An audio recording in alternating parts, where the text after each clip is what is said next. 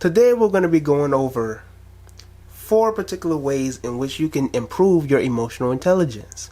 However, I'm going to break this up, so what you're watching right now might be the first part, or number 1, in which you can improve your emotional intelligence. Number 1, create an assertive style of communicating with the individual.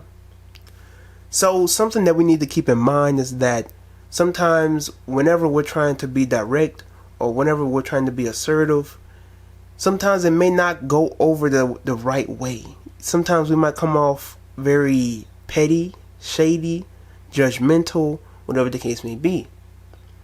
And something that we need to be aware of and in mind of, right, is that when you're having this one-on-one conversation with somebody that you are personally in a relationship with, whether it's a friendship, whether it's a love relationship, whatever the case may be, there is something that you should be aware of, is that how you come across the message with that particular person, and be aware of the way that you come off with that particular person.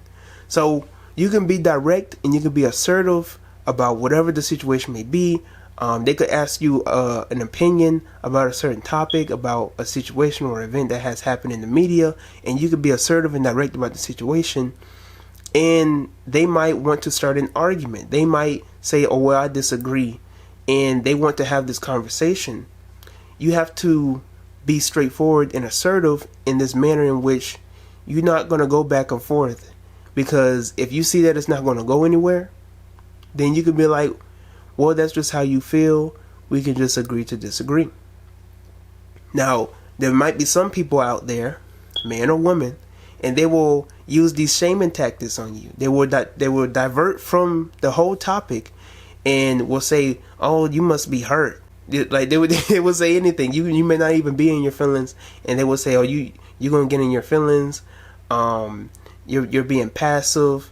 Whatever the case may be, even with you being direct, they will still try to use reverse psychology, and you have some people go to the extent, if you're talking to particular feminists on social media, they're going to ask, oh, do you have a mother in your life who hurt you? You gay? Like you get this from males and females on social media when they try to come at you, the wrong way. It is what it is. But you're gonna deal with those type of things, and you just have to be assertive and straightforward and be like, well, that's just how you feel. If that's how you feel about me, I hate it for you. It doesn't affect me because I'm not defined by what you have to say about me, and whatever the case may be. But something for black men that we must keep intact. We must be mindful of being assertive. And while being assertive, that we're not going to be petty or shady. Now, we can be humorous, you know what I'm saying? We can, not saying that you can't show any personality in the way that you are assertive, whatever floats your boat. But within your assertiveness, do not come off too harsh and do not come off too passive. For me, I'm very direct and very straightforward when it comes to particular opinions or particular concepts. And even though on social media, people may think that I'm coming off as what they call an asshole, I'm very far from that. If you actually get time to understand where I'm coming from, you'll understand where I'm coming from and understand that it's not coming from a place of bitterness or being cold-hearted. 2, always respond instead of being reactionary. There will be a lot of people, fellas, there will be a lot of people that you will run into, and they want to always critique you. They always want to try and come at you the wrong way. They always want to try and come at you and then throw these jabs at you. And especially when you're dealing with these feminists and some of these females on social media, if you have a platform like myself and you're putting out content for men, or you're putting out a particular post that's talking about how women should embrace their natural beauty, just any type of scenario, you'll have certain females who will come on your social media platform and will say, I feel like you're bashing women. Or they'll say, I feel like that you don't really respect women like you say you do, or I really don't understand what you're saying in this, because I really feel like you're saying this and you may not be saying this. You always have to be aware and respond emotionally intelligent.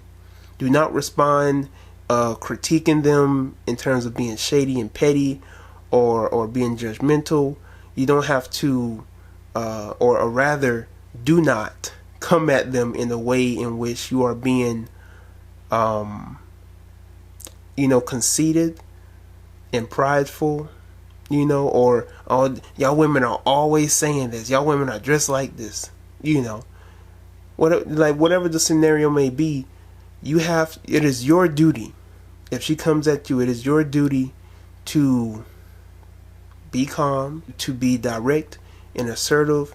And within this, generally when you're dealing with women, right? If you're having this conversation with a woman, things are they might turn left. Some of these feminists, they will go left and they will try to do everything they can. They might try to come at your manhood. They will try to emasculate you. They will attempt to do that.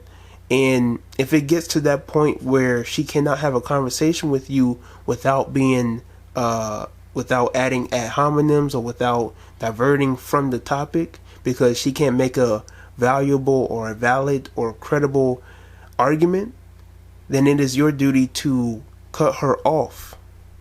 It is your duty to change the topic or to leave the conversation, because you already know that it's not going to go anywhere.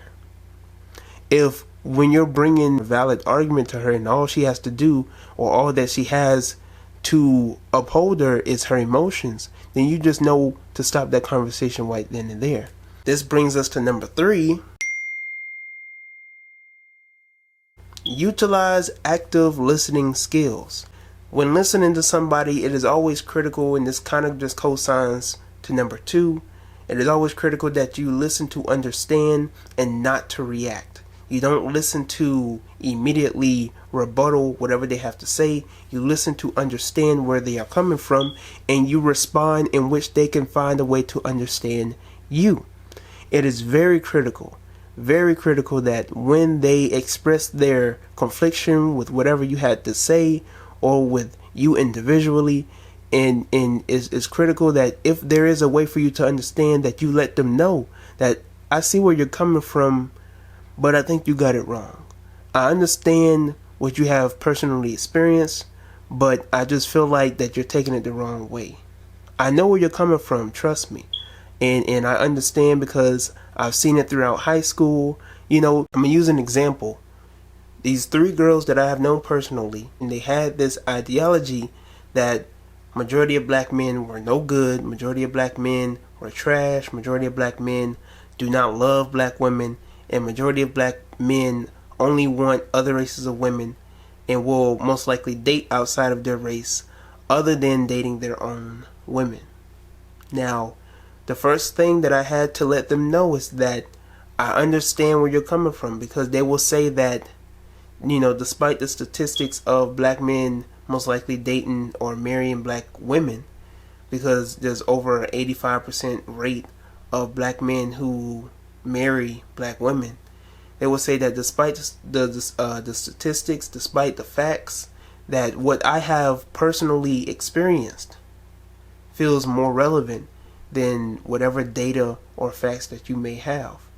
And to this extent, you have to be in a place of understanding. To this extent, you have to be in a place of understanding in which you let her know, okay, I see where you're coming from. I understand where you're coming from, but you have to understand that what you have personally experienced does not lead to the extreme outcome, or nor is it the representation of how black men are.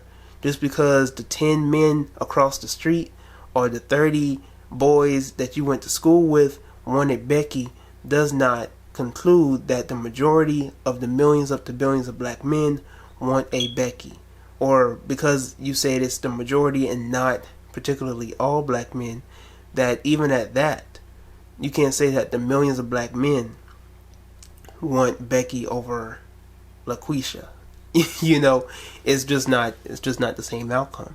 And whatever rebuttal that they had, and they'll say, oh, it's you see it on social media, you see it on television, you see it on the media, And you have to, and they go so far to celebrities and to the artists.